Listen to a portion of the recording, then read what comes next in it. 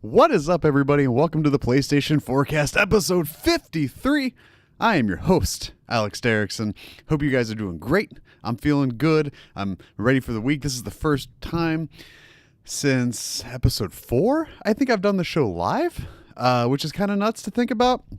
Now, if you're hanging out here, thank you for joining the live show. We'll get into the changes and why this is live here in just a minute. But It's been a while. I'm not looking at the chat. If you're in the show while it's live, I'll look at the chat afterwards where I'm kind of getting everything together and we're doing the post-show stuff.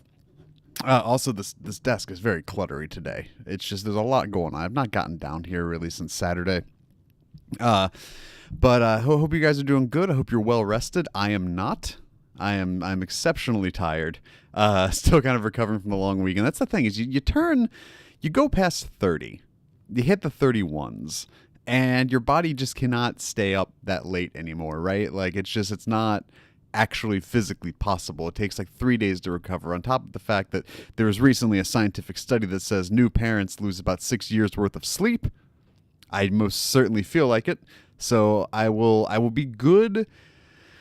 You got to factor in probably maybe a second kid down the line, around like 44, 45. I'll be caught up on the sleeping thing. But till then, we've got a ways to go before we get there, obviously. But yeah, thank you for everybody that joined this weekend for the 1 year anniversary stream. We streamed from 8:30 until midnight-ish. Played some Division for most of it. Wrapped up the last half hour with The Messenger.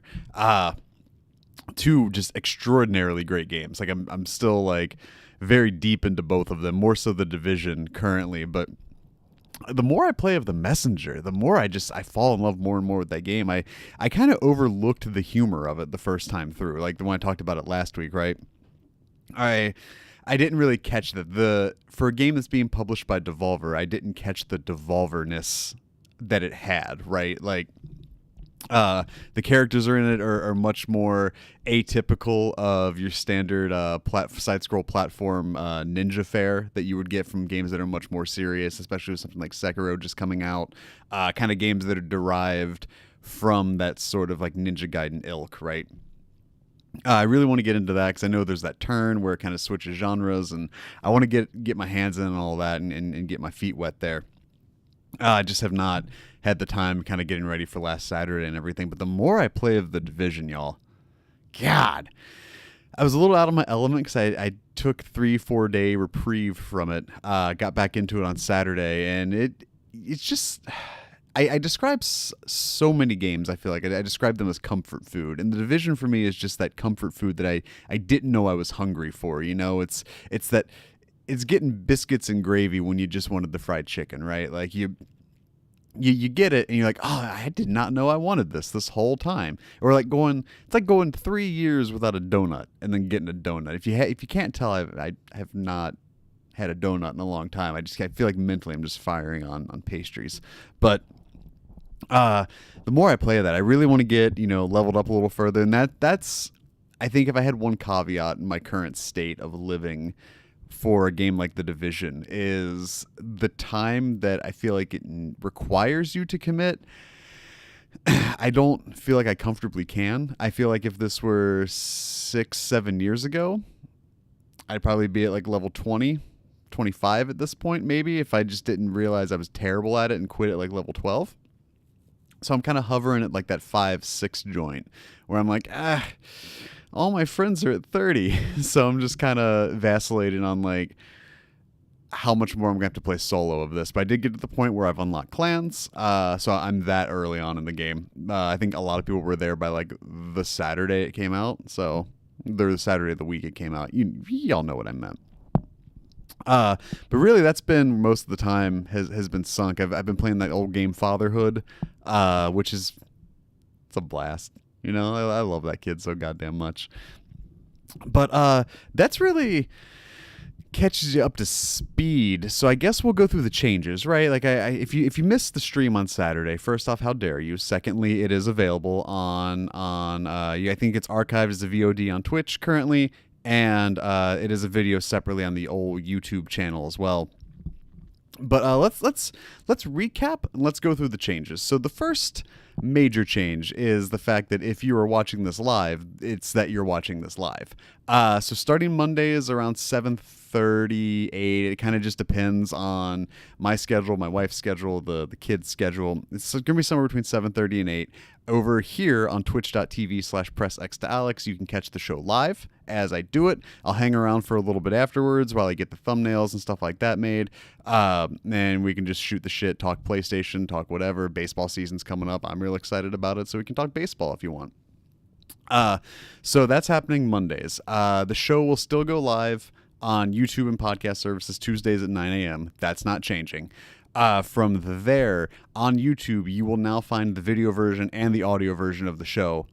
So if you've got a job if you listen to the show at your job and the job has for some reason put some sort of blockade on streaming audio but not streaming video, you can stream the video version of the audio file of the show, or you can watch the video version of the video show, which is far less convoluted. But nothing's changing there. An extra thing gets uploaded on Tuesdays. This goes live on Mondays, and then you can do everything else, at your leisure as it hits. You may notice the new artwork designed by me. I'm real excited about it. That was a fun few days. I just woke up one day and I'm like, I've got it. I had the inspiration, the muse, if you will, was the Miami Heat city jerseys, but did that, got that up. So there's a nice little new look to the show. I think it looks cleaner in terms of presentation and things like that. In terms of the actual video itself, it's the same. It's still the same webcam, same mixer, same mic, all that stuff.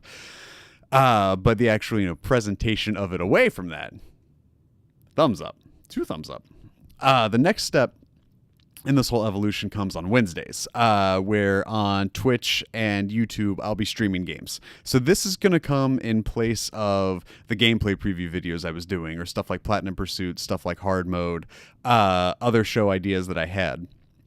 I'm drifting away from that because I kept chasing a content dragon that I really didn't need to invest so much time in, both mentally, physically, emotionally, and things like that. So what was going on? So to catch you up to speed as to why I'm not doing it, because I don't think I was very clear about that on Saturday, or in the truncated 4.5-minute video that you can also watch on youtube.com/pressx2alex. It's that I would get these codes and I'd start being like, okay, I've got to act on these codes. I've got to get the content made for this, because that's the quid pro quo. You say, yes, I'm going to cover these games, but now you have to cover these games, right? And I stopped getting to play games for pleasure, for fun, for enjoyment, and talk about them, right? I kept thinking, like, how do I spin this into this? How do I spin this into something? And I'd be up, I'd do it, I'd take the hour and a half to make it some, full-blown production, stream it, or not stream it, but record it, upload it for 5, 6 views. 4 views, 2 views, 8 views, whatever. And while I'm not here chasing quantity in terms of viewership, I am chasing quality of videos, and I was not delivering there. And then that was just, compounded with the fact that didn't really get the viewing traction that I initially had anticipated. Like, typically I'm like, if I pull an 18, it's a good day. But this was just like a hard 6. And that's it. I'm like, was that worth the stress and the headache and the scooping out time of the schedules and stuff like that? And the answer is unequivocally no, it's not. So what I'm going to start doing is on Wednesdays from 8 until 10ish. You can find me here on Twitch, or if you're watching this on YouTube, here on YouTube, just playing games for a couple hours, whether it's a new release, whether it's just a scary game, whether it's something that I just kind of want to play. For example, this week, for Wednesday, I'll be streaming Overwatch as I try, because I've made no bones about this. I love Overwatch. I'm having a great time. The time I've spent with it has been remarkably positive. My issue is I don't know what character to play as, and I've had about 15 people tell me 17 different things. So we're gonna just take those 2 hours, and we're gonna find me a main for Overwatch. So there's still gonna be, I guess, a thematic purpose to it.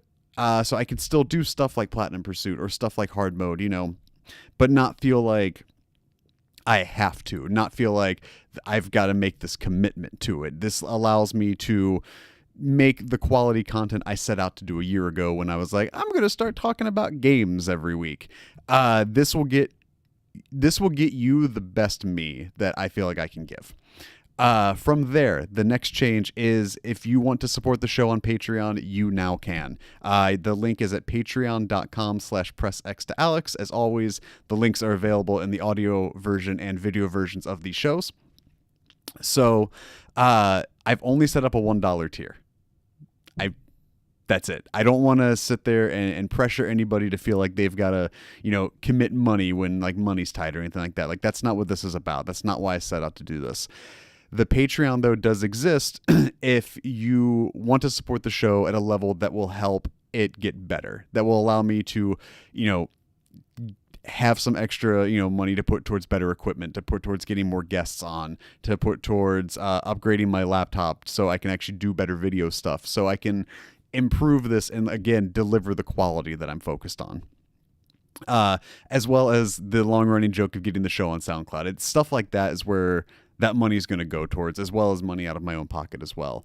To really hammer home that the Patreon is about as optional can be, there is no gated content. There is no paywall. It is just the $1 tier. And if for whatever reason the monthly payouts ever go over $100, 10% of that goes straight to Extra Life.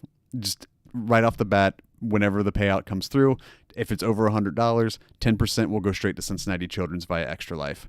Then transitioning segue into Extra Life, we are doing Extra Life 2019. Last year, you may remember, I initially set out a goal for 250, and y'all slaughtered that in like no time. So I bumped it to 500. We did that kickoff not the kickoff, but we did that big event at Taft's. We ended up getting to like 775 or something like that. And I thought, let's get to 1,000. And then at like the 0 hour on New Year's Eve, we hit $1,000. I think we can do better, especially if I kick this off earlier. So we are doing a summer kickoff. I'll have more details about that in a couple months. Probably in like a month and a half, I think I'd have more details. So it'll be a summer kickoff initially, like an event locally here within Cincinnati, and then throughout the rest of the year we'll be doing Extra Life specific streams. I say we, I mean me and y'all that listen, y'all that contribute, y'all that support. The goal is $2,000 this year. Will we hit it? I don't know. Would I love to? Of course. I love them kids. I want to do what we can to support, Cincinnati Children's, what Extra Life is about, and stuff like that. So that is the plan. Also, going back to the streams, I can't fully commit one Saturday a month because we're very busy, and sometimes Saturdays are our busiest days ever. But I'm aiming for one Saturday a month, starting in April, to do what I call Alex After Hours, which will just be kind of a late night stream where we just hang out, do whatever, play games, just no real boundaries to be set. So look out for that too. Other than that should get you caught up for everything I have planned for like March of 2019 to March of 2020. So this is the PlayStation Forecast, and it does come to you each and every Tuesday at 9 a.m. Eastern Standard Time on youtube.com/pressxtoalex and podcast services around the globe. But if you want to watch the show live, you can Monday nights at between 7:30 and 8. You can expect it on twitch.tv/pressxtoalex, where you can hang out in the chat, talk about whatever you want. I'll read the chat after the show's done, and we'll do the little post-show stuff. I've got to adjust the rigmarole. This is all weird now. It was all saw old hat, second nature. Now I've got all these other little like bits I got to throw in here. I'm like scooping the giblets out of the turkey. Ugh. But remember, if you want to have your voice heard on the show, you can write into psforms.pressxtoalex.com, where you can submit your questions, comments, news stories, concerns. We actually do have some listener mail this week. I'm excited about that. And also, if you want to support the show, this entire labor of love is mostly self-produced and self-funded by yours truly. So you can go to patreon.com/pressxtoalex and contribute to the show at the $1 tier. You can certainly do more than $1 a month. I'm never going to stop you. It would mean the absolute world to me as we try to grow this and make everything we're doing here just a little bit better and brighter. And don't forget, if you want to support the show, also you can share it on share the podcast, subscribe, follow me on Twitch, subscribe on YouTube, subscribe on the podcast service of choice, all that good stuff. But without further ado, let's get into the news. Turn it over. I'm doubling up on the laptops today too. I'm borrowing my wife's because with the whole streaming and recording thing simultaneously, it's currently eating up 42% of my CPU right now. If I throw Chrome on top of that, it shoots up to like a hard 75-80%, and that's a lot. So I'm trying to get this ship running a little smoothlier. So without further ado, let's get into the news. Earlier today at 5 p.m. Eastern Standard Time, PlayStation did their first in an episodic series of State of Plays. So it's kind of like a Nintendo Direct. It's kind of like an Inside Xbox. The audio didn't go out. I was just taking a drink. And it had some new announcements, some new games, and the like. So let's talk about this. This is from Big Time Sid Schumann over on the PlayStation blog. All right. Let's see. So here are the announcements that were done. The show opened, or the trailer, the Direct, it's a PlayStation Direct. However, the State of Play opened with Marvel's Iron Man VR arriving 2019. So this is a VR game from Marvel Games. It's developed by Camouflage, published by Marvel Games. It is a first-person VR game, obviously, because what else would a VR game be? Why would you do third-person? That just doesn't seem right at all. The desk is wet. Where you will play as Iron Man, so flying and all that noise. Not a whole lot really else was revealed about it. There's some combat involved, flying around, shooting stuff out of the sky, and the like. That will be coming in 2019. There is additional content for the PS4 version of CTR Nitro Fueled. That's Crash Team Racing : Nitro Fueled. It is a retro skin packs and a retro track. So you can actually throw on like a skin pack that'll make it look like the PS1 game, and then there's a retro track involved as well. That is PS4 exclusive content. When No Man's Sky Beyond gets rolled out this summer, that does come with full PSVR support, which is pretty cool. I thought many times over that VR and No Man's Sky seemed like a hand-in-glove kind of fit, right? You compound that with the fact that No Man's Sky is basically just space tourism, the game. Among its many changes that have been rolled out, VR just really seems to be one of the ideal fits for that game. That to me, Next was not enough for me to get back into that. Beyond really wasn't enough for me to get back into No Man's Sky either, but I may give it another shot just for the VR support, just to kind of check it out. I'm not sure. I love the VR stuff. And like I have VR content planned, obviously. I talked about that with PSV Arcade on the stream. I didn't get to that in the summary of announcements earlier, but so I don't know. I could see that being something that we get to, but I'm not 100% sure. Co-op competitive dungeon crawler Ready Set Heroes was announced. So this is couch co-op and local multiplayer, up to 4 players, I think it was, but your teams in a dungeon crawler, and you're basically just trying to get through the dungeons as fast as you can, but it's a procedurally generated random dungeon, and you're in there against another team. So there's like a blue team and a red team, and your goals as both opposing teams is to get through the dungeon as fast as possible, to get power-ups, get loot, and get armed better and what have yous. But then at the end of the dungeon, both teams meet and it becomes an arena brawler. So really cool concept. Ready Set Heroes. I don't remember if that had a date or not. It's escaping me, but that was announced. Sony London's VR game Blood and Truth launches May 28th. Now, if you watch the trailer, it was like disembodied hands simulator. But Blood and Truth, holy shit. That game looks insane. That is, I think, one of those, like y'all know my love for The Getaway, so you know just my abject love for Sony London Studios. But what I think Blood and Truth brings to the table is a much more realistic VR game. It looked a lot like The Heist, like if The Heist was more fleshed out and fully evolved and like a kind of a full bore kind of game as opposed to more like a more like microcosmic experience. It's a first person shooter. It's got some heist-based stuff. It's an action game, so there's a lot more components to it, and I can't fucking wait to get my teeth into that one. Like Blood and Truth for me is like my next, like, this is why you want to own a VR, and it's also my like biggest fingers crossed please don't suck game of the year so far. Let's see. Then they announced a next wave of VR games coming in spring and summer of 2019. I'm going to see if I can't pull that up separately. Then Observation. So this is I can't remember who is developing this, but it's being published by Devolver, so you already know it has part of my heart, right? It's a sci-fi adventure thriller called Observer. That is coming out to PS4 this May, which I am also very excited about because I need more spooky space sci-fi. It's being developed by No Code. So this one it was originally pitched as 2001: A Space Odyssey, only you play as HAL. So in this game, you're actually playing as the space station, or otherwise known as SAM for Systems Administration and Maintenance. I'm really excited about that one. That one looks really chilling to an extent that I can't describe with actual words. So look at the trailer for Observation. The next wave of games coming in spring and summer, we have Skyworld, which is being developed by Vertigo Games, which is coming out March 26th. It is, claim command over the VR battlefield, put the power of a full army, even dragons, at your fingertips.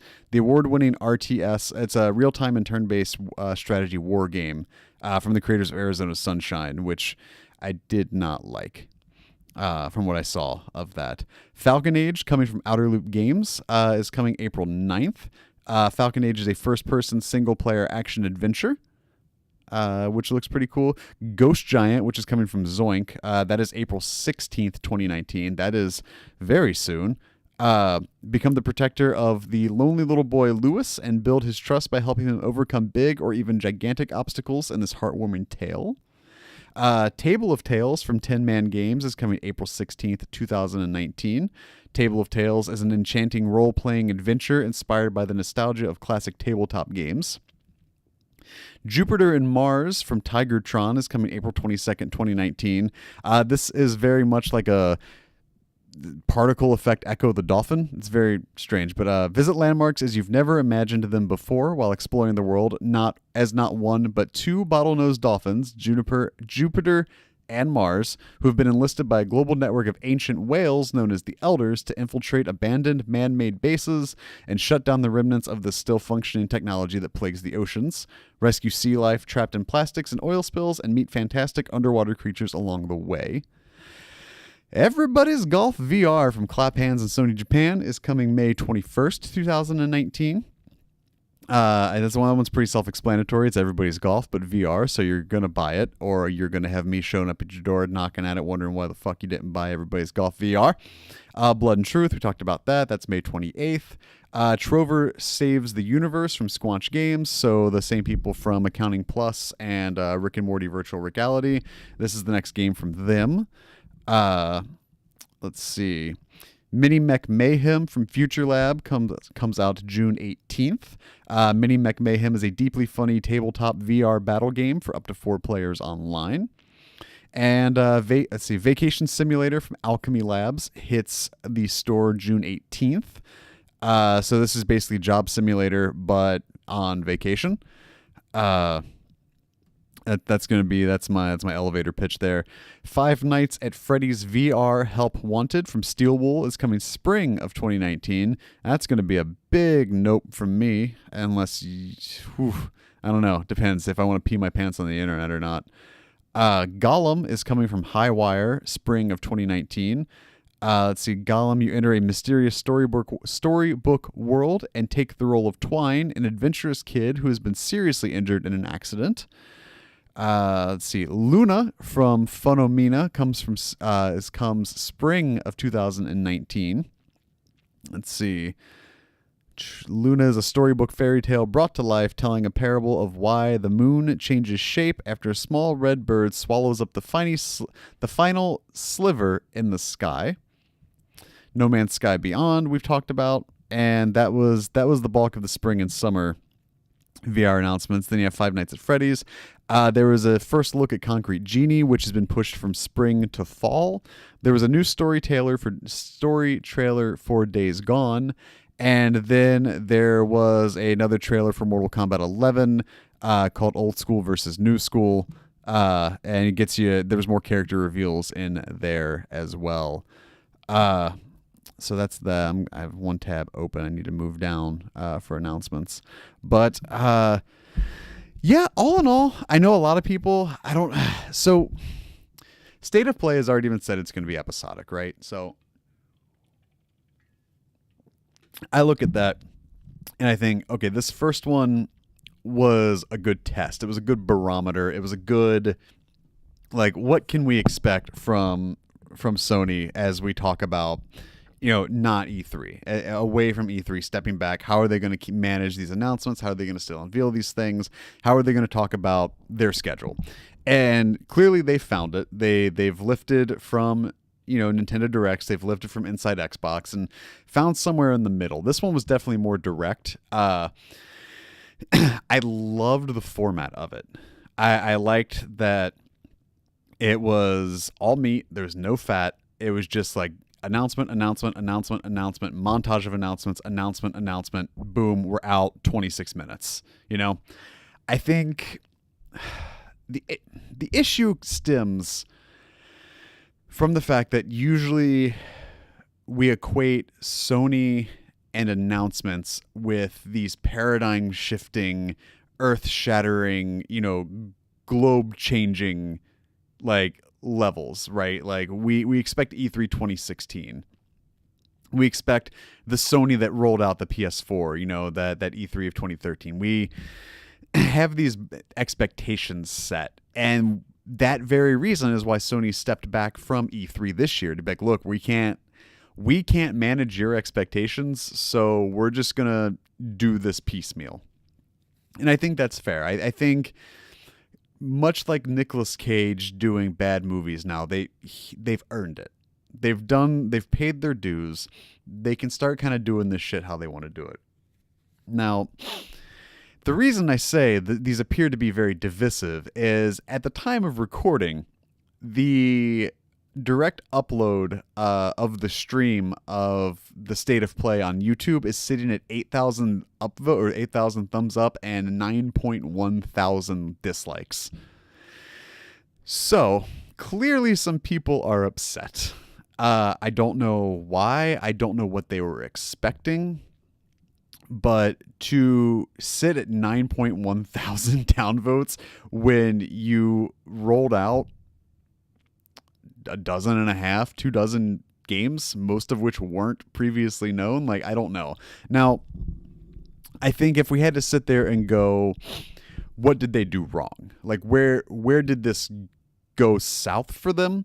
I think if you look at the install base of the PS4, at 90-ish million, whatever it's sitting at most recently, you factor in 4.5 million have VRs. So generously, we're saying 3 to 4% of your install base has VR. And if you kind of rethink these announcements I just rattled off, they were almost all VR centric. Even Concrete Genie is going to have a VR mode in it. And while in one aspect, this is Sony coming out and being like, hey, this VR thing, we believe in it. Here's 2 dozen more reasons for you to own one. It also is being like, hey, you other at best 95% that don't have a VR, here is either a reason for you to get one, or you don't know why you're here watching this announcement. And I think it's easy to conflate those two.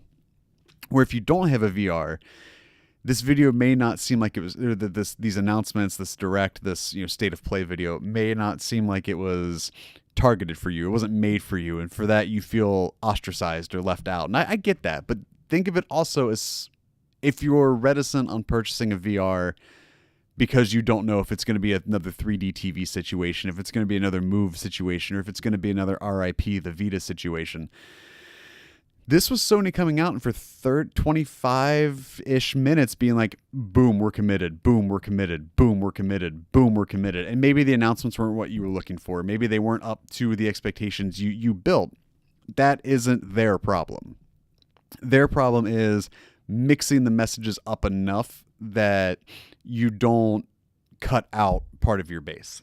Because there are people that just aren't going to get VR. So for something like this, like, yes, a good chunk of these announcements were pretty useless. But for those of us that have VR, or for those of us that are on the fence for it, for those of us that have it, it's like, hell yeah, like this has got another year plus worth of support. This is clearly going to be a generational thing. Like we are at the first stage of it, and it's just going to get better. And Sony is all in on this. And then to the people that are on the fence, they very well could have watched that and been like, oh, cool. Like, yeah, I'm going to do that. That looks great. Now I'm convinced Sony is committed. But like I said, to the people that don't have one, that aren't going to get one, this was 26 minutes of content and really not for them. So I think mixing it up a little bit more, I think some people may have mixed some messages up because there were some other changes that had come out that we'll get to here shortly.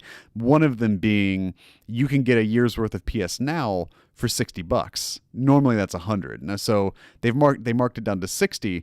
Whether that's a deal or whether that is a temporary sale, no one has said.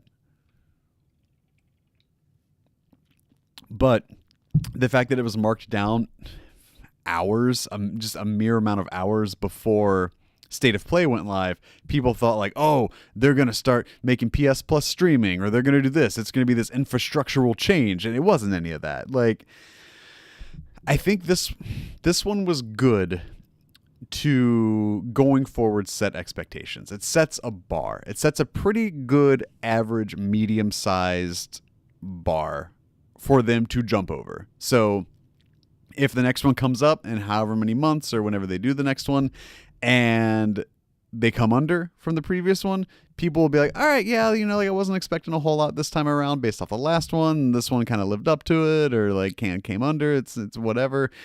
But it also gives them that room that if they want to or have the capabilities of blowing the fucking just doors off this thing and building up like low expectations to knock something out of the park. Now, will they? I don't work for Sony. That's why I'm in a basement doing a podcast. But when you look at this, it felt like they were swimming in that point in the pool where it's not the shallow end, but it's not the deep end, but your feet don't touch the floor anymore. That's kind of where this one felt. It's like the spot where everybody pees in the pool, right? And that's kind of where that one just kind of felt like it was hanging out. And that's not a bad thing. You're setting the barometer, you're setting the temperature to be like, this is how the water's going to feel. Yes, we can make it colder. Yes, we can make it hotter. But for now, this is where we're at. Sorry, ? If it wasn't what you were expecting. But for me, for not going into this, I think Iron Man VR is cool. We'll see how it does. I mean, I have trust in Marvel games. They clearly look like they give a shit, which is, I think, very important when you're dealing with licensed properties. But then also, you look at stuff like Five Nights at Freddy's. You look at Ghost Giant. You look at Concrete Genie.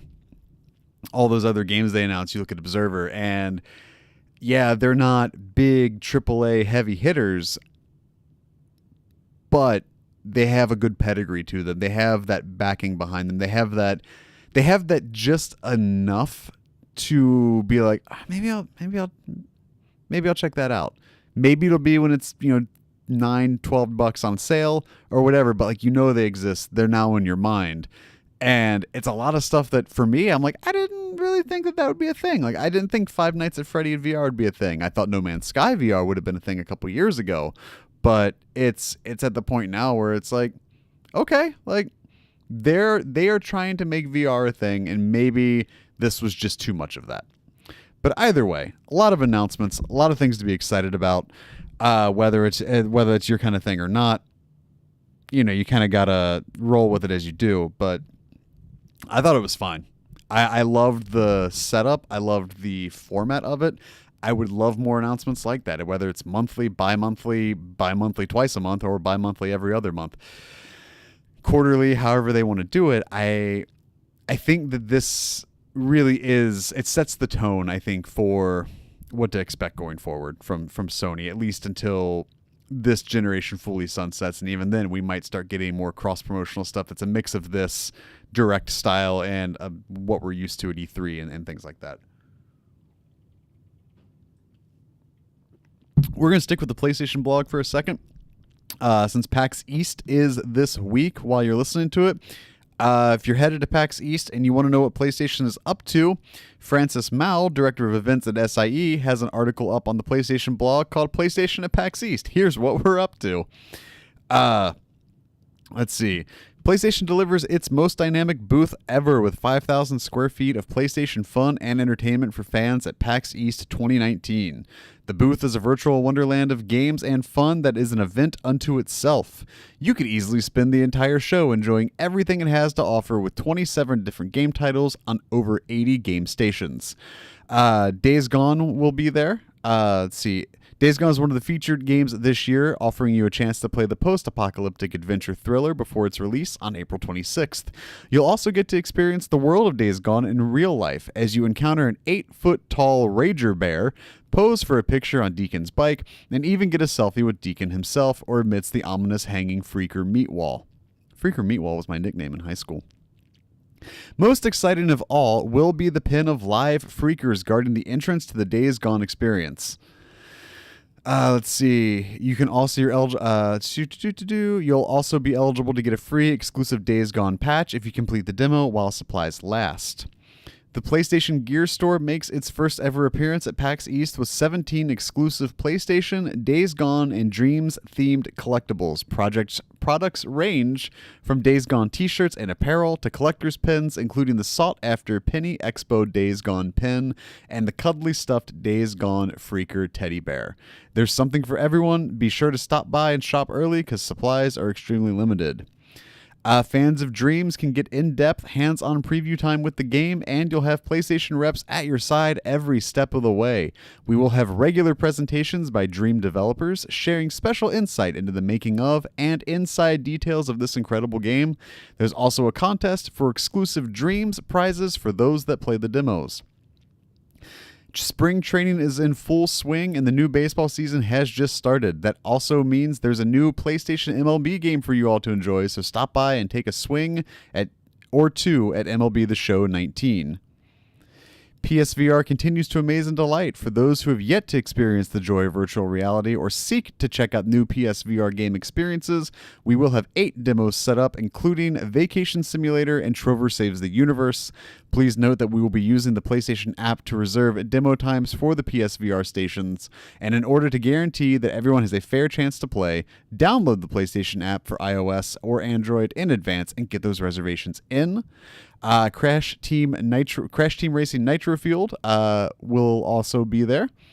Let's see here. PlayStation is excited to be joining forces with eMLS for the eMLS Cup 2019 presented by PlayStation, where you can watch the best FIFA 19 pros in North America represent their MLS clubs and compete for $15,000. And so here's the list of titles you will be able to play at PAX East. Bloodroots, which looks awesome. Bloodroots is like a Hotline Miami-ish game where you try to complete the levels as fast as possible. So there's like a time attack kind of method to it. So there's like a within friends competitiveness to it. If you're a Kind of Funny fan, it was the most recent episode of Party Mode if you're a non-Patreon supporter. So If you're a Patreon supporter, it was the episode that went up last week. If you're not, it's the episode that went up this week. This is why I don't put stuff behind a paywall. I can't keep up with stuff like that. So Bloodroots will be there, Control will be there, Crash Team Racing Nitro Fueled, Days Gone, Dragon Quest Builders 2, Dreams, Falcon Age, Heaven's Vault, Jupiter and Mars, Knights and Bikes, Layers of Fear 2, Luna, MLB The Show 19, Mortal Kombat 11, Mutazione, Indivisible, Overland, Rad, Trover Saves the Universe, and Watam. And then for PSVR stuff, you will be able to play Ghost Giant, Gollum, Falcon Age, Jupiter and Mars, Space Channel 5, VR, Kinda Funky Newsflash, Trover Saves the Universe, and Vacation Simulator. So if you're headed to PAX East, that's all the PlayStation news. So this was a weird week of announcements. It was a lot of stuff. A lot of stuff happened between the last 7 days. The biggest one, I guess, being the announcement of Google Stadia. So you've heard me talk about Project Stream. Jesus. I'm like, what was that thing I always talk about with Assassin's Creed Odyssey?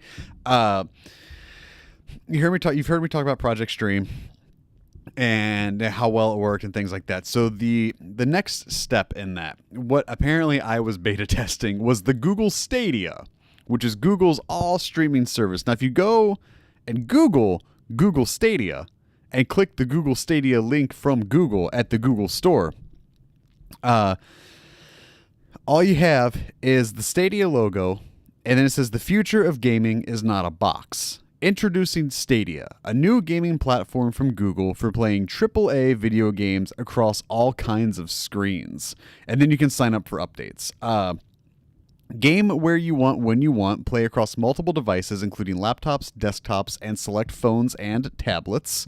You can also, new ways to play through YouTube and beyond. Go from watching a video to playing a game in seconds, with even more innovative experiences to come for select games. Up to 4K HDR at 60 FPS, and they talked about the capability of it going to 8K as well. They're kind of like future-proofing that. Play instantly, no updates, no downloads, jump right into the game. Stadia's cloud-based infrastructure evolves to meet the demands of players, developers, and YouTube creators. So they went through, it was a whole 45-minute, hour-long kind of keynote. So that was theirs. That was their last week. I'm just going to rattle off a few of these, just to kind of talk about this dystopian society we live in currently. Or at least are setting up for ourselves. Then friend of the show, Colin Stevens, has an article on IGN talking about Apple Arcade, which was Apple's game subscription service being announced. So Apple has officially announced a game subscription service called Apple Arcade during today's special event in the Steve Jobs Theater. So let's see here. We're going to go through all of it. So as revealed during the announcement event, Apple Arcade is a single subscription with access to over 100 new and exclusive games, with more to be added. It will be available in fall of 2019 in 150 countries and regions. The price structure and more details will come at a later date. So let's see. We're going to go through the Apple Arcade games here. Apple Arcade will feature new and original games from legendary creators like Hironobu Sakugachi, Ken Wong, and Will Wright, and studios included Annapurna Interactive, Balsa Studios, Cartoon Network, Finji, Giant Squid, Klee Entertainment, Konami, Lego, Mistwalker Corporation, Sega, Snowman, and more. Final Fantasy's Hironobu Sakugachi called Fantasians, quote, a game that shouldn't exist. Every day is a challenge, creating gaming worlds by hand. We are building dioramas, photographing them, and adding 3D characters. I'm a little scared of how many sets we're going to have to build in the end, end quote. Apple Arcade will be a new area on the App Store, and subscribers will be able to download and play any Apple Arcade game from the App Store. Games can be played across iPhone, iPad, Mac, and Apple TV, and users can even pick up where they left off on any applicable device. It was also announced Apple TV is going to start being available on Samsung and Sony TVs. I don't know. You'd have to look that up. Correct me there. I don't remember off the top of my head everything else. Then let's see. Apple Arcade games can't collect any data on its users without consent. It will feature family sharing, curation, and more.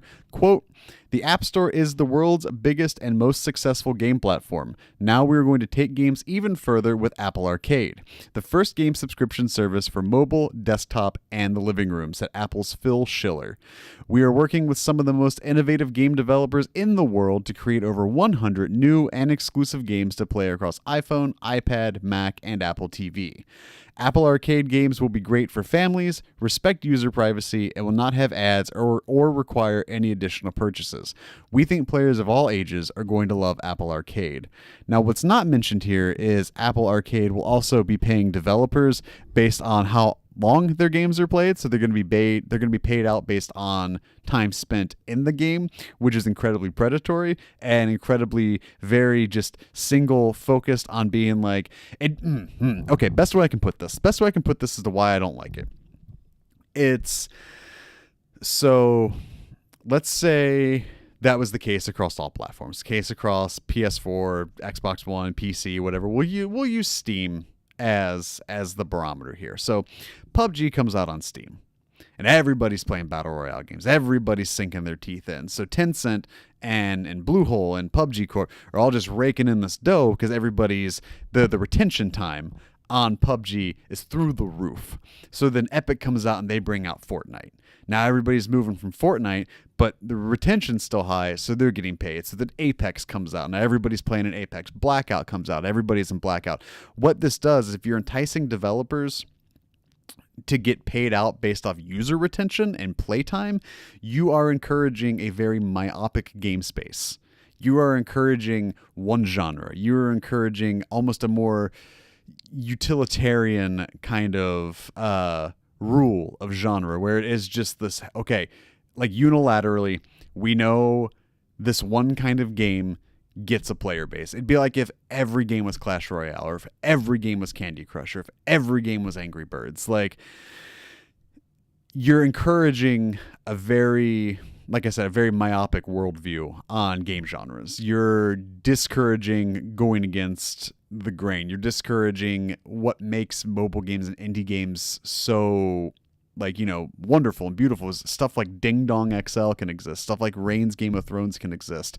In the same space that stuff like Florence and Donut County can exist. In the same space that stuff like Angry Birds and Fortnite Mobile can exist. Like, you're discouraging new developments, new steps, and new styles of games, I guess is really what I'm getting at. So I don't like that.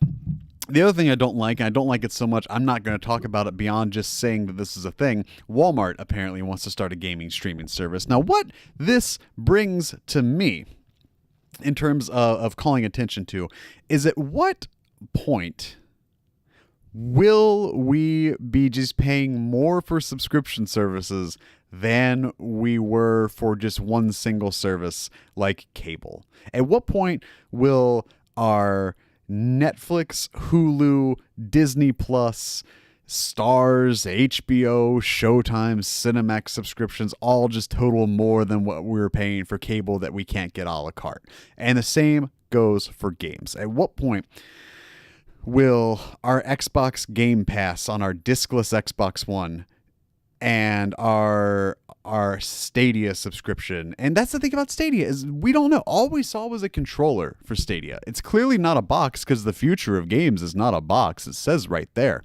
It's going to be a subscription service. It almost has to be, or it's going to be some sort of HDMI based another Chromecast kind of deal. But at what point do our total subscriptions, if you have PS Now, if you have Game Pass, if you have Stadia, if you have Apple Arcade, if you have Walmart's Walrus streamer, it's at what point does all of that total more than the sum of its parts? At what point are you throwing money away at something you may not need? At what point will convenience reign supreme? At what point will one win out of this? Will one win out of this, or will they all just kind of seed back into their caves and be like, oh, that didn't work?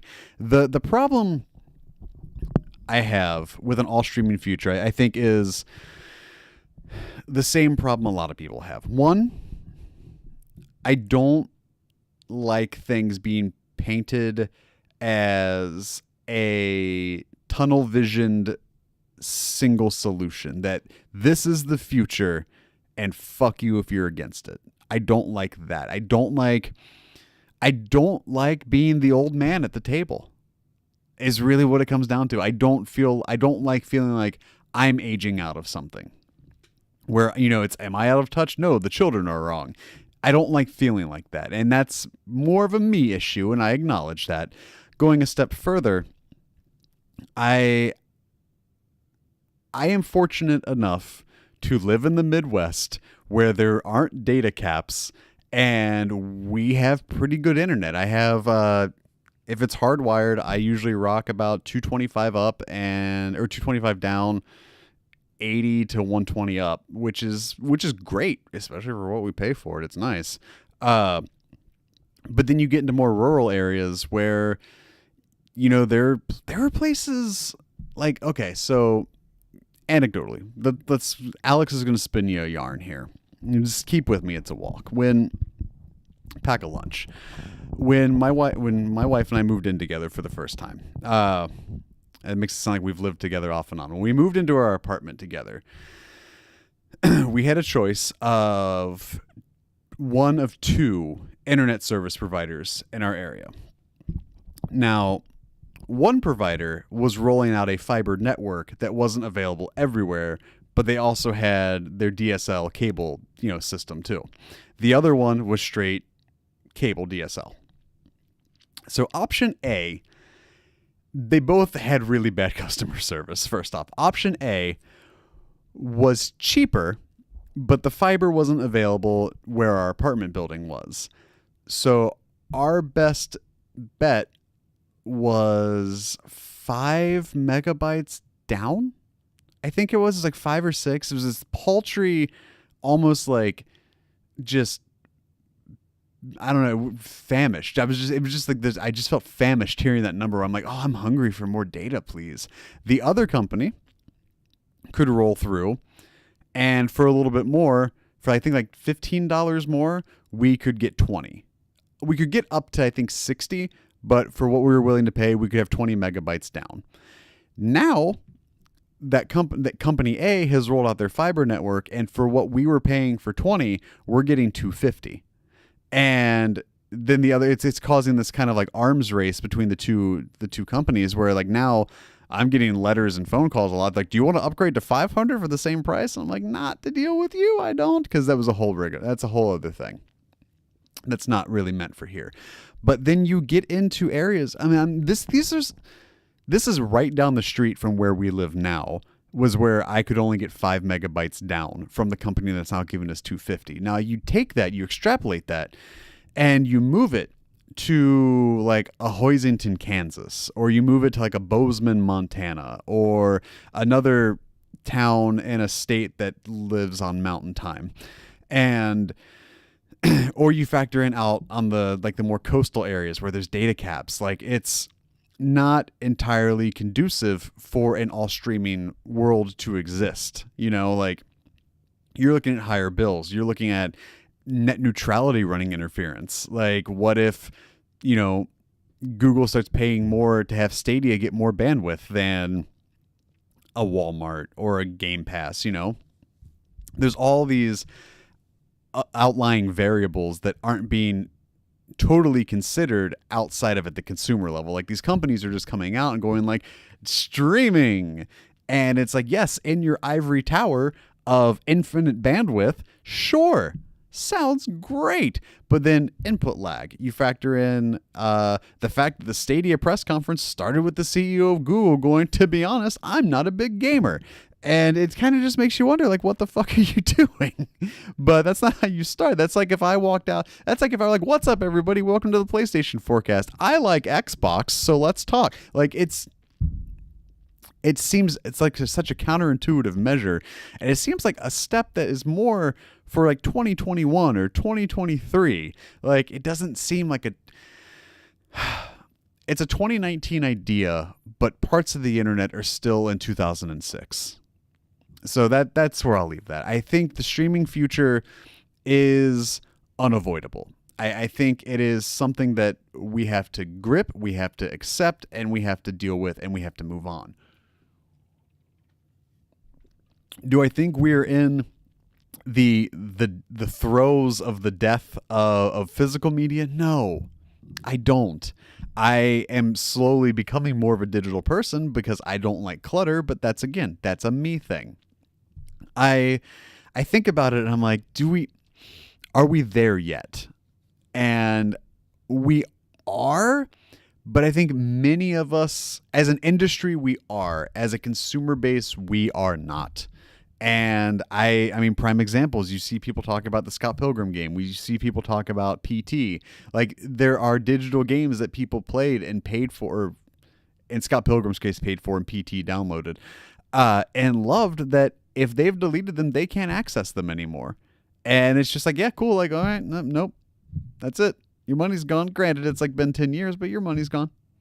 And so there's like that. There's the whole licensing aspect of it. It's all, I feel like, 60% of a great idea that somebody, if you've ever cooked noodles, if you've ever cooked noodles and you don't know if the noodles are done, you can take the noodles, not in with your hands because the water is boiling, but scoop them up with a spoon, let them cool a little bit. Then you can take them with your hands and throw them against the wall. And if they stick to the wall, they're actually cooked and you're good. And you can strain that pot and you've got noodles. I feel like someone came by, grabbed a handful of noodles, grabbed 10 noodles, threw them against the wall, 6 of them stuck, the other 4 went down, and they said, serve the whole pot. And we're not there yet. I don't think this is a fully cooked idea. We'll see. Stadia is supposed to launch in 2019. Walmart's Walrus time has a date on it. I don't know if that idea just felt so preposterous and ignorant to me that I skipped it. But looking at, and that's on me, but looking at Apple's, like, that's the thing that's coming. And like, all this stuff is just, this is where we're at. And everybody is competing for the same mind share that is inevitably going to, I think, eat themselves from the outside in. Streaming future. Next news. This is a long one. This is a meaty episode. Detroit Become Human, Heavy Rain, and Beyond Two Souls are coming to PC this year.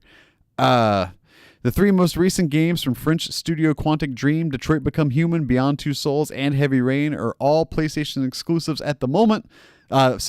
This is from Polygon, from Samit Sarkar. Almost didn't do my own journalistic duty to cite my source. But they're on their way to Windows PC with the help of Epic Games. The company's announced Wednesday at the 2019 Games Developer Conference. PC ports of all 3 games are scheduled to be released, quote, later this year, end quote, and each one will be sold exclusively in the Epic Games Store for 1 year. Quantic Dream said in a news release. The company, quote, partnered with, end quote, Epic to bring the titles to PC, according to the announcement. It's unclear if Epic is funding the development of the PC versions or if the company merely paid for the timed exclusive on the distribution arrangement. We've asked the companies for comment and will update the article with any information we receive. The news comes as no great shock. In January, Quantic Dream announced that it had taken an investment from Chinese internet company NetEase for a minority stake in the studio.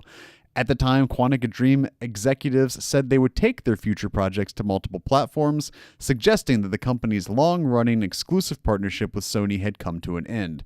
The wording in Wednesday's announcement underscored that, quote, "We are so grateful for the 12 fantastic years of collaboration with Sony Interactive Entertainment and all they have allowed us to create and produce," said Quantic Dream co-CEO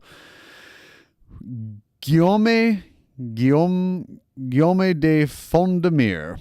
The quote continues, "With this new partnership with Epic, we can now expand our products to a wider fan base and allow PC players to enjoy our titles," end quote. Sony published all 3 of the PlayStation exclusive games, but Quantic Dream is an independent studio, and it appears that the developer retains ownership of the intellectual property for its games. Otherwise, Sony would have to agree to the PC versions. Neither Quantic Dream nor Sony responded to requests for comment regarding their publishing arrangement. So in a way, this isn't too surprising. I mean, we've seen it with Neo, and we've seen it with a couple other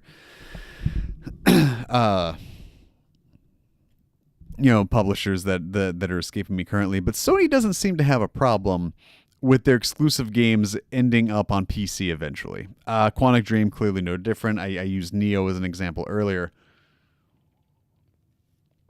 I just thought it was interesting because we kind of free associate so many studios as PlayStation exclusives beyond the console space, right? Just in totality, unilaterally exclusive to PlayStation. And we're drifting further away from that, right? We're seeing supermassive publishing or developing games being published by Bandai Namco. We're now seeing Quantic Dream having an Epic Games Store exclusivity for a year on PC. We're seeing Neo come to PC. So it's not shocking. I think Quantic Dream was kind of one of the more like, ooh, right in the gut kind of punches, from an exclusive sense. But those games are very divisive, and it seems like it's very 50-50. However you feel about David Cage typically plays a role in how you feel about the Quantic Dream games, as well as their heavy-handedness and very on-the-nose analogies that they like to draw about various worldviews and social issues. But there you go. If for some reason you've held out and you're listening to a PlayStation podcast as a PC gamer, cool. That's awesome. And also, you can have Quantic Dream games soon. Over at Destructoid, Chris Carter has an article. Death Stranding has progressed to the point where Kojima is playing it daily. I just threw this in here. I don't really have much to expand beyond that, outside of the fact that Death Stranding is not coming in 2019, so just keep your pants on. Death Stranding is still a project that exists, as director, producer, designer, and co-writer Hideo Kojima frequently likes to remind us on Twitter amid many amazing hangout sessions with his cast and crew. This latest update is actually development related though. Based on a translated Twitter post, Kojima notes that although the game is not in the debug stage, it is coming along to the point where it feels like an interconnected game. Excuse me. I did not mean to do that. One can actually sit down and play. A point he proves, he notes, by actually playing it every day on PS4 hardware. Kojima says that Death Stranding is now in the, quote, critical phase, end quote, of development, which can only take to mean that the narrative elements are done, and now his team has to readjust and balance gameplay. Death Stranding was announced back in 2016 at Sony's E3 conference. The publisher won't have one this year, so maybe we'll get more info out of the State of Play Nintendo Direct-like streams. So there's that. Let's see. Kind of new games and dates. Actually, we're going to bump this article ahead of the one I was going to go to. This article comes from Mike Williams at usgamer.net, where Sony is no longer providing PlayStation Store game codes to retailers, and this story has an update. So, update. A Sony spokesperson has provided US Gamer with a statement confirming the change in policy. Okay, quote, "We can confirm that as of April 1st, 2019, Sony Interactive Entertainment will no longer offer full games through SIE's Global Digital at Retail program. This decision was made in order to continue to align key businesses globally. To support full games and premium editions, SIE will introduce increased denominations at select retailers. DLC, add-ons, virtual currency, and season passes will still be available," said the spokesperson.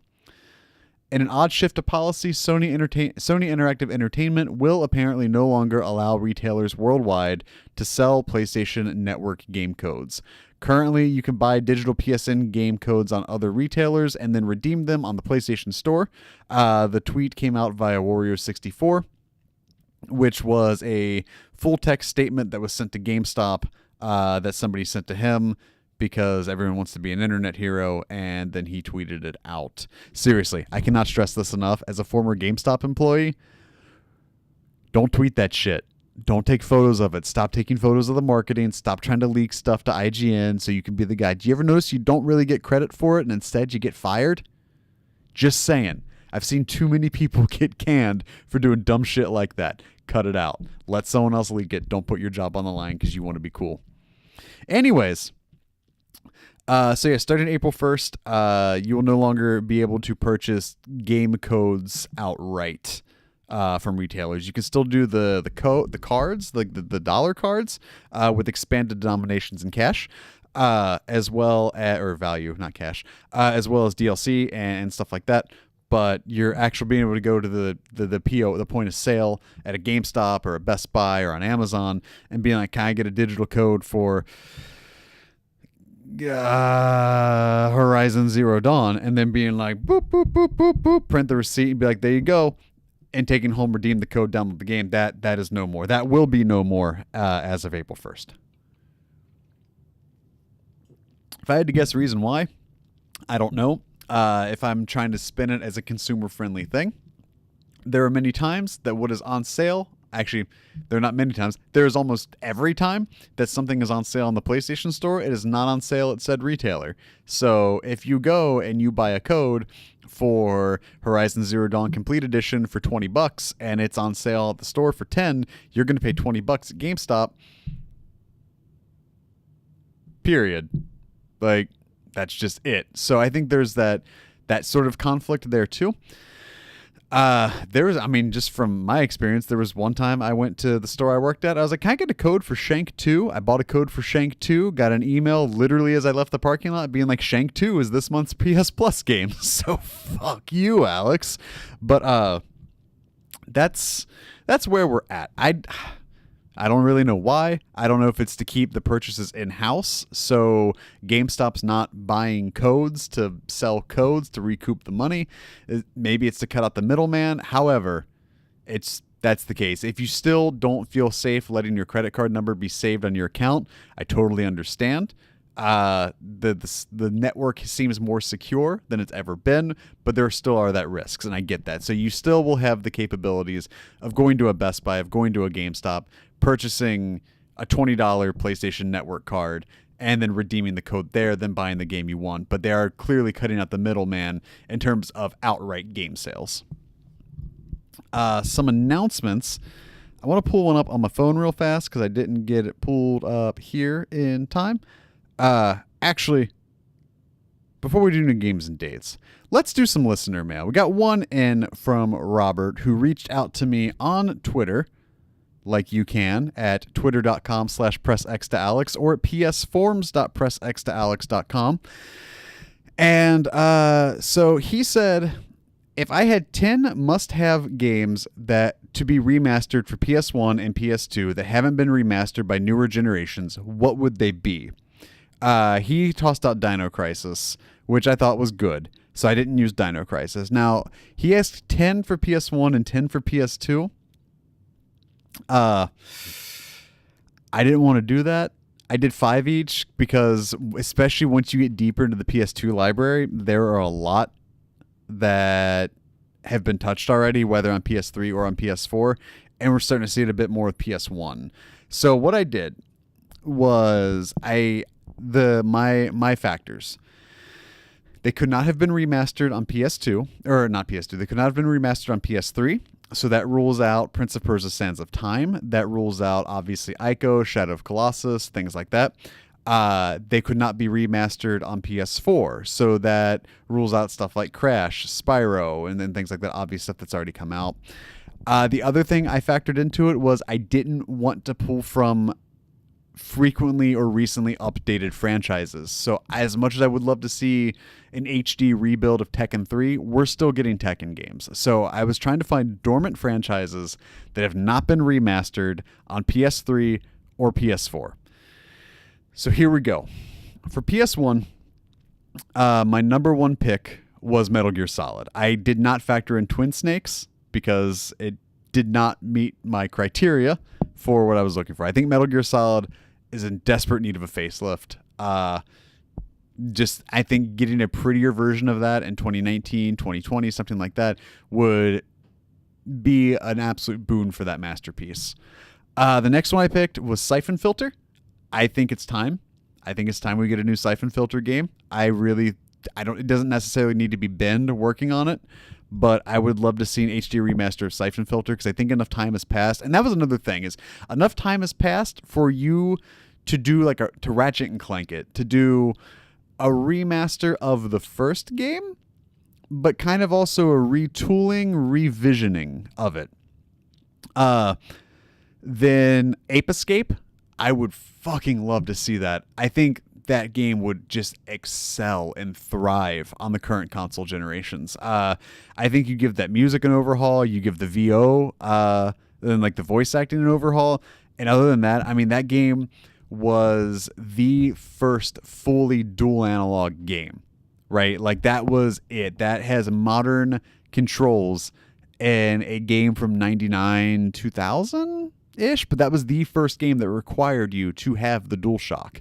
So I think taking that, adapting that, putting like a little bit of modernity to it, I mean, I think Ape Escape could do very well today. Next one was Silent Hill. I think it did a really good job of, when it was released, mastering its technical limitations with like the draw distance, with using the fog, much better than Superman 64 did, as well as Silent 4 is creepy, and a lot of people do prefer Silent Hill 2, but Silent Hill has that uneasiness to it with the fog and uses its environment really well. And like I said, it took a great advantage of its technical limitations. The next one was Legacy of Kain Soul Reaver. Now, in an era where Metroidvanias and neo-goth art styles are so popular, the fact that we don't have a remaster or a retelling or something new in the Soul Reaver Legacy of Kain franchise is straight bullshit. Like, just, we need one. That game screams this console generation. That game screams being along the same lines as a Bloodborne or the Souls games or Dead Cells. Like, there's so many Metroidvania games that are out now, and there's so many games that incorporate this, you know, gothic architecture style with its art and things like that. Legacy of Kain was all of that before that. It was that combination of those two things. Before that was the zeitgeist, before that was mainstream, and 20 years ago it was still really good. So I think that's something that could easily be revisited. Moving to PS2, I think if you're going to take full advantage of bright, vibrant, cel-shaded comic book art styles with like super fun combat in an era where Capcom is killing it, you got to bring back Beautiful Joe. Full stop. I don't have anything else to say about that. Bring back Beautiful Joe, because that shit would pop in 2019. Next one, this is probably the biggest stretch for me in terms of meeting my criteria, but I would love to see Need for Speed reset back to doing new underground games. I think that combination of car upgrades and street racing, I think you put that in a shared world, like with stuff being like the shared world games, right? Like you take something like an existing world the way Burnout Paradise had, and you apply, as opposed to trying just to decimate people, you apply street races, rally races, stuff like that, like strip races. And with that sort of Tokyo Drift, Fast and the Furious vibe, I think there is a market for that people are pining for. Next one was recently picked up by THQ Nordic, but I would love to see Time Splitters 2, or just Time Splitters in general, have another shot. I think with the need for couch co-op and then online gaming being what it is today, I think Time Splitters would be awesome. Next one, no surprise if you've listened to the show before, but The Getaway. I've spoke so much about The Getaway and what I think made The Getaway so good. To see Sony London maybe have the opportunity to go back to that, I think would be awesome, especially given a more modern facelift and given what Rockstar has been able to do with that genre with GTA. I think applying that back to The Getaway would be awesome. Now, the last one. Another drink of water. Your audio didn't go out. The last one I picked was Guitaru Man. Now, in a time where I just go out of my way to shit talk rhythm-based games outside of ye olde Beat Sabre, Guitaru Man would kill now. So you're taking this Taiko Drum Master kind of style of gameplay, the rhythm-based stuff. So if you've never seen Guitaru Man, I pulled up a DualShock here. So your screen when you're doing combat is split up into quadrants. Those quadrants are triangle, X, square, and circle. Yes, you can see. If you're watching the video version, I'm holding up a DualShock. Now, you split that up, and as it's coming through the quadrants, north, south, east, and west, it's triangles north, circle is coming from the east, X is south, square is west, and they're moving in, and it's all rhythm sync. You're just mashing the buttons as they come in. Now, that's a lot of defense stuff, and that's also can work for attack. Now, what makes it cool and what makes it different is you use the analog sticks when you have the guitar to actually bend notes and do like shredding and things like that you would do with an electric guitar. So it's that rhythm-based stuff with that edge to it, that thing that sets it apart. So you're not just like X, circle, triangle, X, square, triangles, X, triangle, X, circle, square. It's that stuff plus using the analog sticks as a mechanic to bend notes and do more stuff like that. And you're following a path. So you may have a line that comes, south and moves up and then kind of bends around, and you actually do that with the analog stick and match that motion. I think Guitar Man has a place in this world, as whether it's a facelift and you do what they did with Loco Roco and Patapon. I think you could do with Guitar Man and have a good audience for it. Those were my 10. Let me know what your 10 are if you're listening to the video, or if you're watching the video version, put it in the comments. I would love to know what 10 games from PS1 and PS2 era you'd love to see remastered that haven't already been done. Thank you, Robert, for writing in. And remember, listener mail this time has been sponsored by patreon.com/pressx2alex. Yes, that's right. I started a Patreon for the show. So if you want to support the PlayStation Forecast and the YouTube endeavors and the streams and things like that, you can. I've only set up a $1 tier.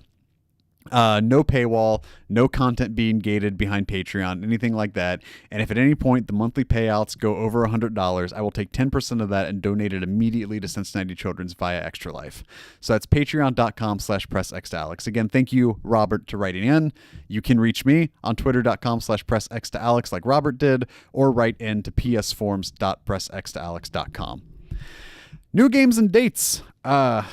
The one I initially was pulling up in the first place was Lord of the Rings Gollum was announced. It's coming out for PC and all relevant consoles at the time of release. So take that for what it's worth.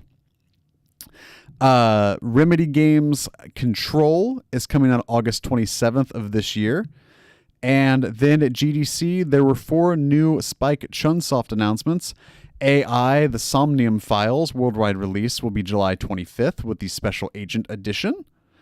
Crystar is coming. Crystar : out is it Crystar : Crystar? Okay, it's just Crystar. It's coming out on PS4 in the West August 27th. Fire Pro Wrestling World Suda 51 DLC has been planned, but we still don't have our Super Juniors on there. What the fuck? And Zankai Zero Last Beginning gets a free demo March 26th. But that's the stuff that's coming out later. If you want to know the stuff that's coming out now, we need to do the drop. Now, I have a special setup for the drop. If you're watching the video version, I'm going to show it to you. It's very incomplete because I'm running on a separate computer and the display is not synced up. But the drop's going to look like this going forward, where the release is going to be in that top window there. So peek behind the curtain of things to come once I have that sorted out. But let's go back. So here is the drop. Remember, these dates are all for the North American PSN store and are subject to change without notice. Angry Birds VR Isle of Pigs comes to PS VR Digital. Join Red, Chuck, Bomb, and the Blues to save the stolen eggs in Angry Birds VR Isle of Pigs, an immersive VR adventure. Discover the remote island where the greedy green pigs take their vacation in 50-plus fun-filled levels with more to come. Assassin's Creed 3 Remastered comes to PS4 Digital and Retail March 29th. Relive the American Revolution or experience it for the first time with enhanced graphics and improved gameplay mechanics. Plus, Assassin's Creed 3 Liberation Remastered and all solo DLC content are included free in the Assassin's Creed Odyssey Season Pass. Blocka Pix Deluxe comes to PS4 and PS Vita Digital Cross-Buy. Block-A-Pix is a block-filling logic puzzle where every grid has a picture hidden inside. Reveal the picture by dividing the grid into smaller rectangular blocks to create a colorful mosaic. If you like Picross games, you'll love Block-A-Pix. Cave Digger Riches comes to PSVR Digital March 25th. Cave Digger is a virtual reality mining game set in an alternate Western universe. Jump into the elevator that will take you deep down into the mine. Explore the rich veins that are just waiting for the honest hard workers to whack their pickaxes at. Counterfight comes to PSVR Digital March 29th. Enjoy the thrills of running your own ramen shop. Counterfight is a fast-paced VR game where you cook and serve a variety of dishes to eccentric, hungry customers. Dracula's Legacy comes to PS4 Digital March 28th and is the frontrunner for worst cover art of the week. Haunted by frightening dreams about her forgotten past, Isabella and her fiancé travel to an old ghost town. The only clue to her origins that she has been able to dredge from her lost memories. The End is Nigh comes to PS4 Digital March 29th. Follow Ash, one of the few things that have survived the end of the world. Feel his stress levels rise as you throw him into an endless swarm of decaying mutant creatures and aid his final epic quest to simply make a friend. Generation Zero comes to PS4 Digital and Retail. A once peaceful rural setting transformed overnight, the local population has disappeared and machines of unknown origin roam the streets. Explore the vast open world to unravel the mystery, perfect your fighting strategies, and strike back. Gods Remastered comes to PS4 Digital March 29th. Join the nameless warrior on a dangerous journey through 4 worlds to defeat the great guardians who have stolen the homes of the gods. As a reward, you will receive immortality and a place in the Eternal Hall of Fame. Infernal Climber Reborn comes to PS4 Digital March 28th. Long ago, there were 5 purgatory stones that brought order to the world. However, the power of the stones was spread too thin, and weak-minded individuals rose to dominate the world. Defeat powerful bosses to collect all 5 purgatory stones in hell. Legendary 11 comes to PS4 Digital March 29th.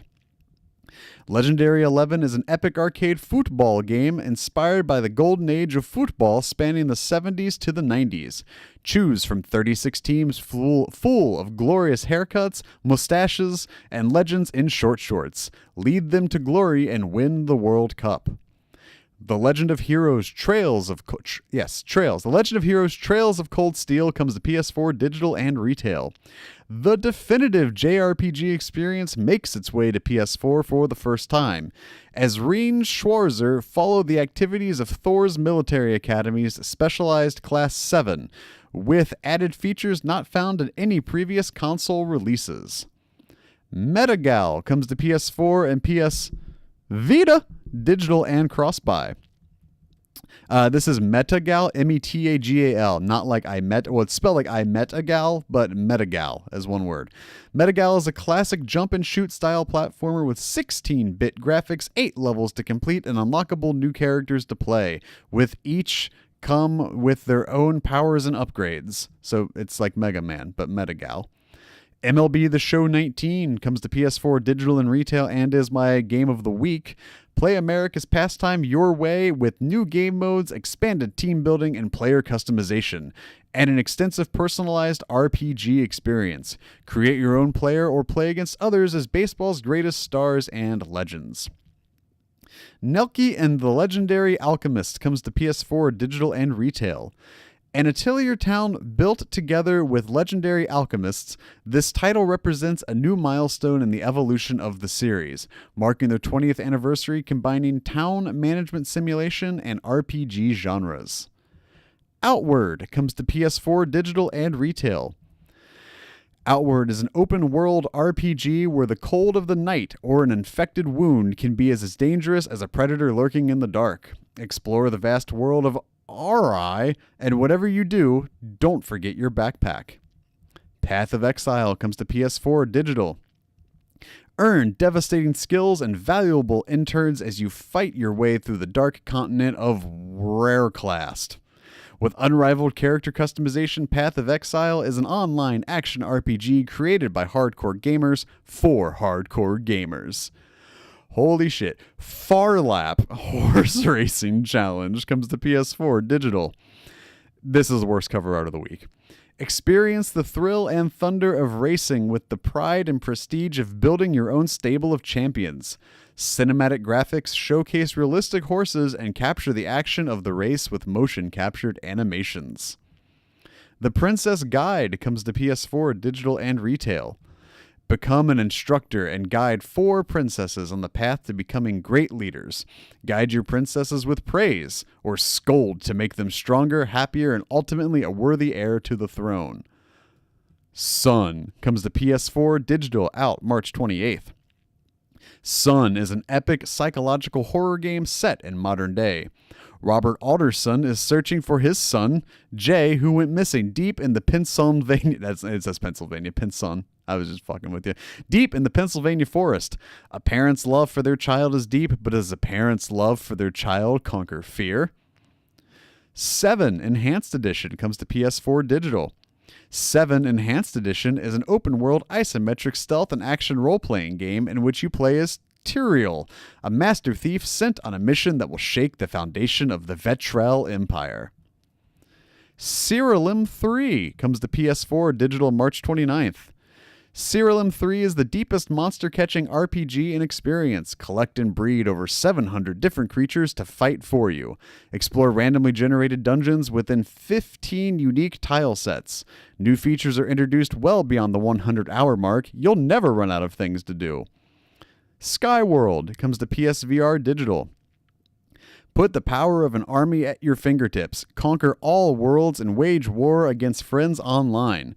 Put the power of a full army, even dragons, at your fingertips in Skyworld, the award-winning VR war game from the creators of Arizona Sunshine.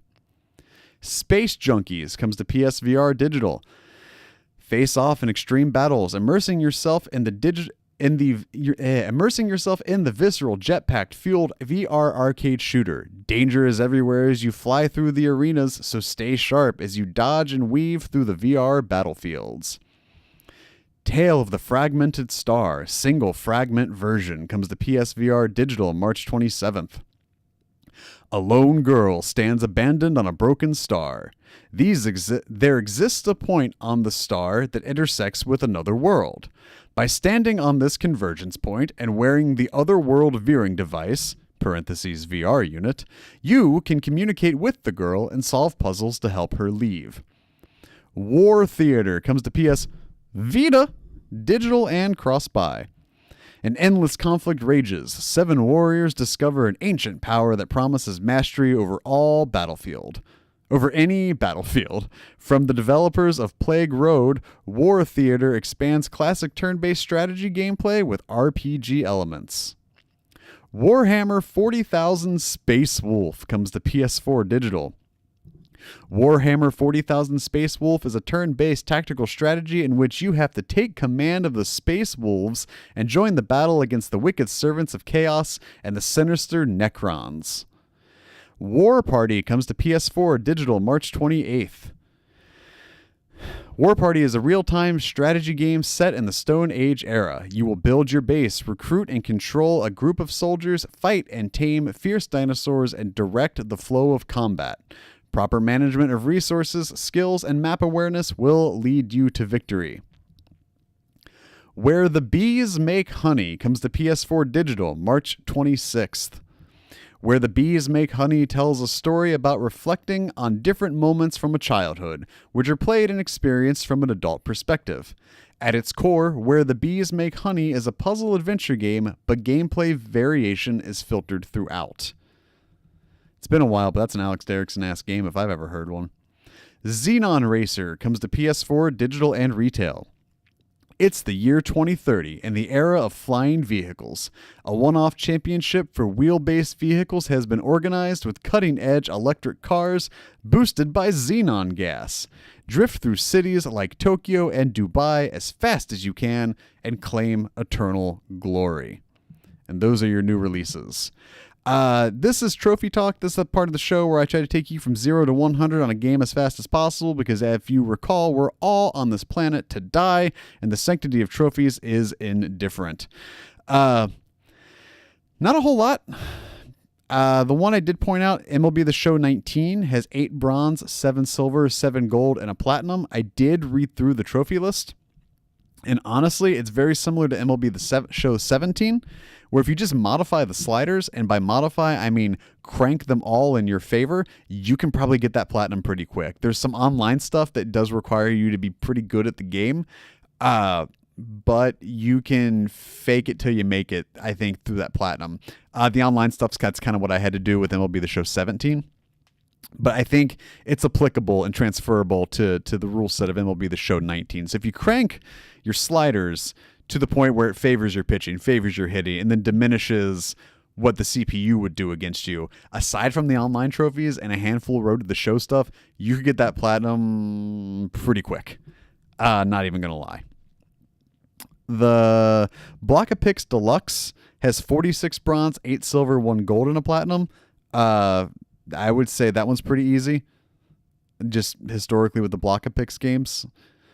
Other than that, nothing else really is sticking out. So that is that, which brings us to the end of yet another PlayStation Forecast. Remember, the PlayStation Forecast does come to you each and every Tuesday at 9 a.m. Eastern Standard Time on youtube.com/pressxtoalex and podcast services around the globe, including Spotify. But if you want to get the burp right in the middle of the mic, if you want to get the show early, you can watch it live as it happens on twitch.tv/pressxtoalex. And remember, if you want your voice to be heard, you can follow me on Twitter at twitter.com/pressxtoalex or write in to psforums.pressxtoalex.com, where from either of those platforms you can submit questions, comments, commentaries, thoughts, concerns, whatever. We can chat about whatever you'd like, and chances are it'll end up on this show. It's a loose filtering process that I have, and so far we've been batting 1,000. And remember, if you want to support this show, this labor of love is self-produced and self-funded by me, but you can contribute over at patreon.com/pressxtoalex, where at the $1 tier, it is the only tier, and there is no content paywall. There is no content gating behind Patreon or anything like that. If you want to support the show at $1, it will help go towards helping this thing grow. Every little bit helps, and if at any point the monthly payouts go over $100, 10% of that will go straight to Cincinnati Children's Hospital via Extra Life. Thank you all for joining me for another week and the start of another year. I hope you guys have a great rest of your 7 days, and until next time, do the thing.